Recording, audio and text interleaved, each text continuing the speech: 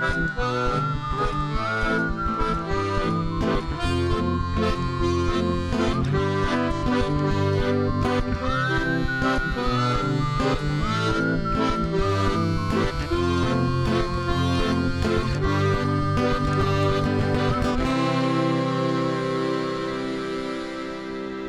bienvenue au Jardin du jour d'après. Je m'appelle Louis-Philippe. J'ai développé ce projet-là avec ma copine Wina. On a pris possession de la terre en été 2018. La terre est de 1,4 hectares, soit 3 acres. La mission de l'organisme est de développer la conscience écologique des gens et de développer la connaissance au niveau de la biodiversité, tout en expérimentant moi-même nous-mêmes, en fait, dans cet environnement-là. Mais c'est de partager nos connaissances et nos découvertes sur le plan de la biodiversité. Pourquoi tu as voulu te lancer dans un projet de capsule sur la paysannerie? J'ai voulu, depuis quelques années, avec ma copine Wina, on développe des connaissances sur l'autonomie alimentaire. Puis je voulais inspirer du monde, puis je voulais que les gens qui ne connaissent pas ça puissent dire « Ah, ça semble pas si compliqué que ça », parce que si je m'en viens dans la MRC des Basses, par exemple, il y a quelqu'un qui peut m'appuyer, à laquelle je peux me référer si j'ai des questions concernant des bébés dans mon jardin, par exemple, puis je sais pas quoi faire, tu sais. Donc, l'idée, c'est de faire venir des gens en région, puis qui prennent le contrôle de leur alimentation, puis qui soient capables de le faire sans avoir à faire des études, ou de connaître ça nécessairement. Je vais te ramener au départ de ton printemps. Tu as fait tes semences. On va parler de la tomate. Comment tu as choisi tes variétés de tomates que tu plantes? J'essaie d'encourager les semenciers locaux. Ouais. Donc ici dans le Bas-Saint-Laurent, il y en a deux qui sont une au Bic, les Jardins de Julie, puis la Société des plantes au Kamouraska. Puis j'aime bien aussi Yves Gagnon, semencier du Grand Portage. Dans le fond, j'essaie de plus possible d'avoir des tomates qui sont rustiques pour le Bas-Saint-Laurent, qui est une région qui est froide. On est à l'embouchure du fjord du Saguenay, donc on reçoit les vents froids du Saguenay.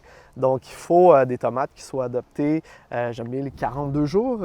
42 jours une tomate pour rougir, pour être prête. C'est des tomates nordiques là, qui ont été sélectionnées avec le temps, là, que je vais essayer cet été. Je ne l'ai pas encore essayé, mais celle de Patrice, là, de la Société des plantes, saucée. C'est celle que l'année passée qui nous a nourris tout l'hiver. Donc, excellent plant de tomates déterminé. Et déterminé, ce que ça veut dire, c'est qu'on sait à peu près combien de tomates il va y avoir par plant. Et les indéterminés, c'est plus ceux qui se font pousser dans les serres. C'est des tomates qui vont produire et continuer à croître toute la saison en continu. Donc, eux, c'est des indéterminés.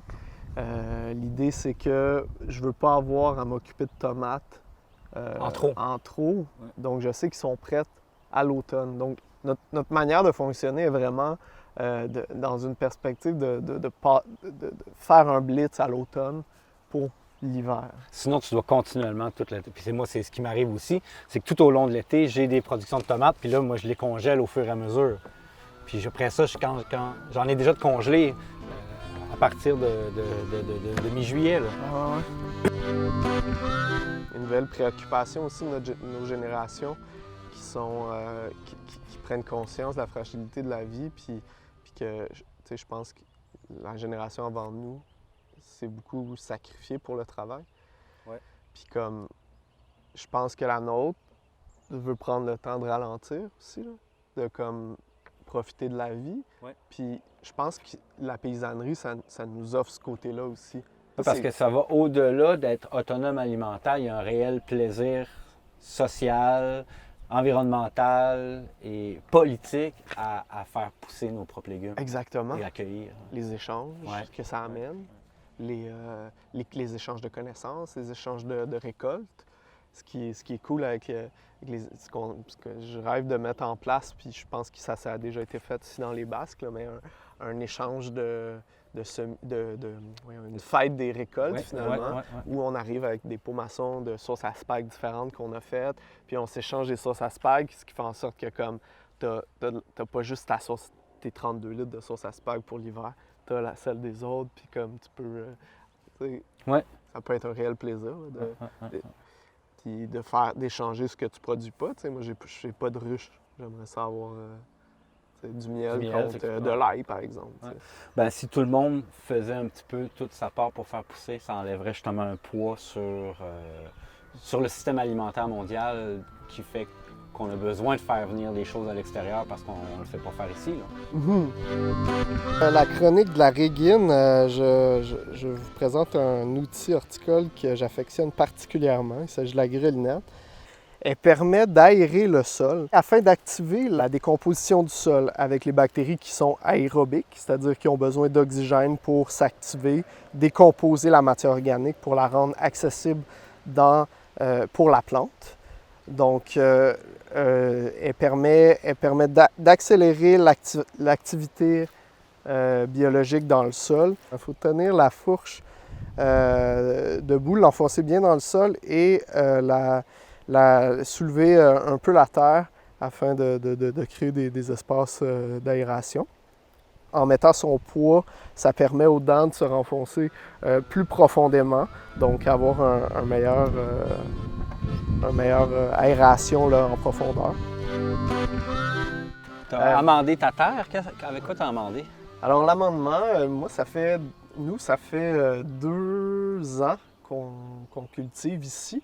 La première année, on a fait un engrais vert au complet, question d'enrichir le sol. On y a fait beaucoup d'ajouts de compost mûr, une grande quantité à chaque année au printemps et à l'automne, dans l'optique de créer un sol puis une vie dans la terre. Donc, pour l'amendement de cette année, on a poursuivi là, avec une grande quantité de compost dans le cas des tomates, avec un apport en chaux. Je fais un apport c'est la 2e année, j'en ai fait une l'année dernière, puis j'en fais une cette année. Question d'équilibrer le pH. Si vous commencez un projet, faites faire un test de sol, faites-le vous-même, puis envoyez-le à un laboratoire pour être en mesure de savoir exactement où sont les carences. Et le pH aussi, là, qui permet une meilleure absorption des minéraux par les plantes. Donc, en fonction de ça, choler, mettre du compost et bien sûr l'excellent fumier de poule qu'on met aux racines là, en étant sûr de bien mélanger la terre pour pas qu'il y ait de contact direct de la plante sur les racines. Moi, c'est Julien Colpron-Trandé. Je suis le nouveau président de l'organisme Les Jardins de Rita de Cassia. C'est quoi les jardins de Rita de Cassia? C'est un organisme qu'on a créé en fait pour